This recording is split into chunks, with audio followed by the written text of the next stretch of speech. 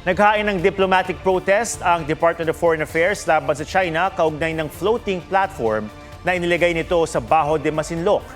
Namata ng Philippine Coast Guard o PCG ang istruktura ng magsagawa ng low-level flight noong May 28. Ayon sa PCG, hinaras pa ng Chinese Navy ang kanilang aircraft. Inulit ang pangaharas ng fighter jet ng China ng mag-maritime domain awareness flight ang PCG noong May 30. Sa flight na iyon, namata ng 6 na Chinese nationals sa platform.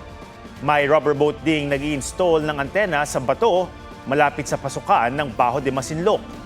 Kinabukasan, nakita ang 2 service boat na may sakay ng mga Chinese at naglipat umano sa platform mula sa bukana patungo sa loob ng Bajo de Masinloc.